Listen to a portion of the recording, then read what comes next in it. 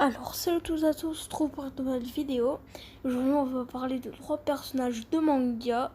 C'est parti, les amis! Alors, nous allons commencer par Tanjiro Kamado. C'est un humain comme les autres, sauf qu'il est chasseur de démons. Alors, en fait, son histoire, c'est qu'un jour, il est parti vendre du charbon pour sa famille. Et quand il est revenu, sa famille a été massacrée par un démon. Et sa sœur Nezuko, je vous mettrai une image, s'est transformée en démon. Du coup, il se balade avec elle, enfin, ils font l'aventure ensemble. Et ils cherchent pour devenir pourfendeur de démons, donc pour tuer les démons avec sa sœur. Ils trouvent un maître, je ne sais plus comment il s'appelle malheureusement. Alors, il s'entraîne sans y arriver. Et un jour, il croise une des deux âmes d'enfants que le maître a enseigné. Et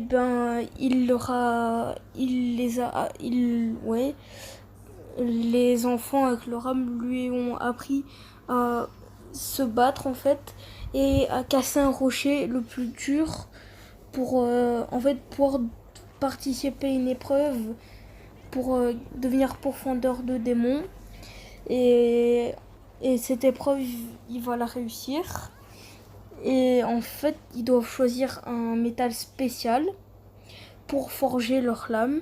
Du coup, ils forgent leur lame. Et tu vois, il tue des démons comme ça avec sa sœur. Un corbeau lui est donné pour lui dire où aller pendant les missions.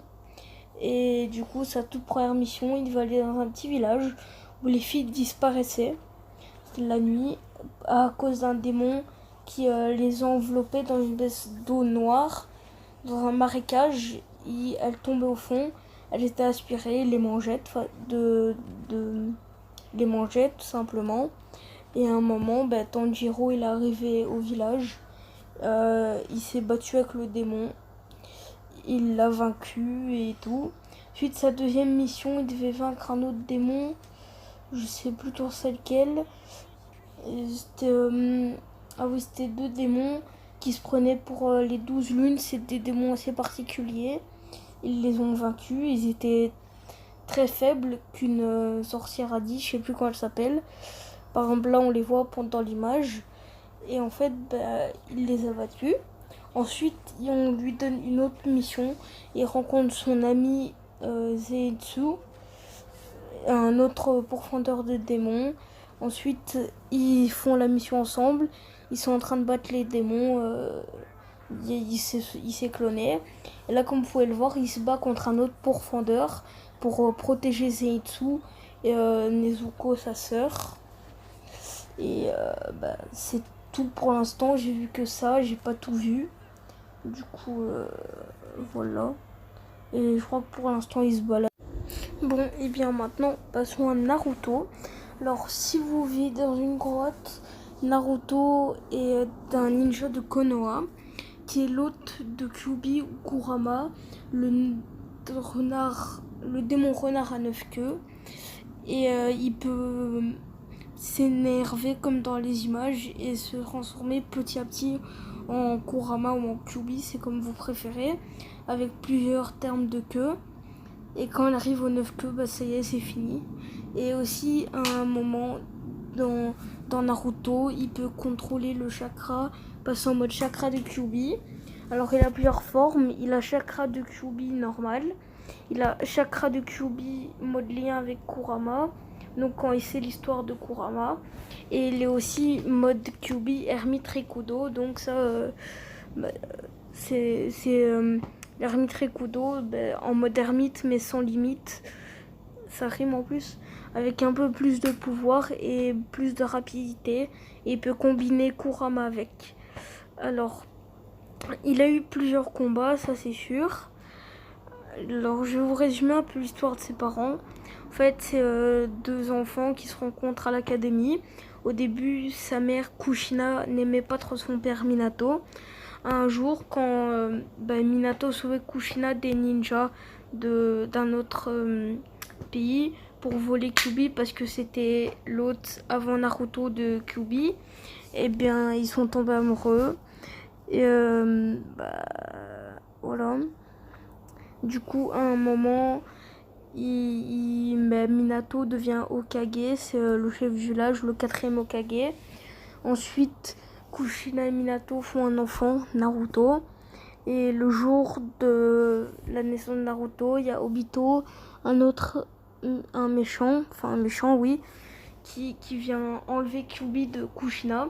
Du coup, il libère Kyuubi dans Konoha, le village où Naruto a grandi.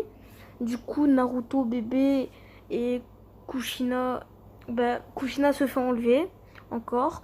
Minato la sauve et la met près de Naruto dans son berceau.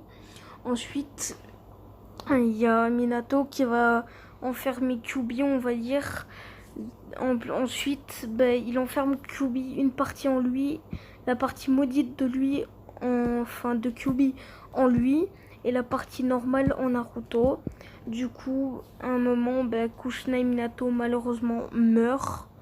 Du coup, Minato est tout seul, Naruto est tout seul. Et voilà quoi. Voilà, bon, je vous laisse un petit peu avec le combat de Naruto et Orochimaru parce que il n'y a pas d'autre chose vraiment à dire. De toute façon, il est bientôt terminé. Je vous dis à la prochaine pour Saitama. Hein. Ciao les frérots. Hein.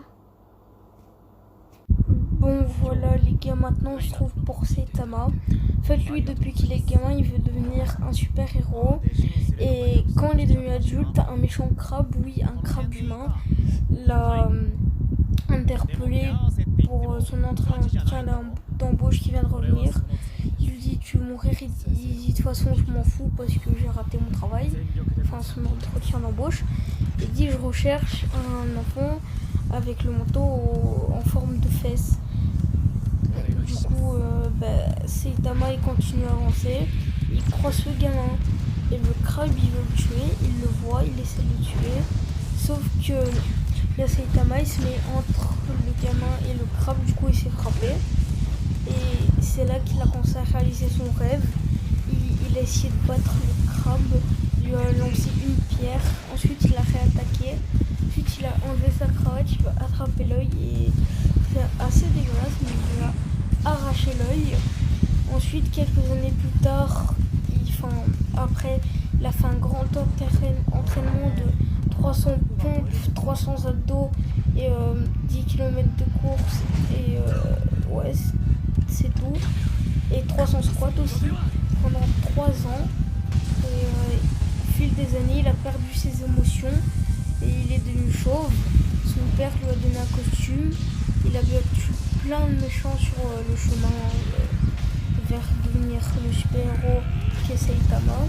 Du coup maintenant en un coup de poing il peut battre tout le monde comme par exemple un grand monstre par exemple qui fait 3 mètres, en un coup de poing il peut le battre. Là le combat que vous voyez en fait il frappe pas, c'est que à la fin qu'il va taper. Donc voilà. Aussi il a trouvé Genos, le robot qu'il est en train de combattre dans les images. C'est son maître, il l'apprend à devenir aussi fort que lui. Et là il le combat pour tester sa puissance. Et du coup voilà. Je crois que j'en ai fini pour ces 3 personnages. Je vous dis ciao pour une nouvelle vidéo. Je vous laisse avec le reste du combat de Saitama et Genos.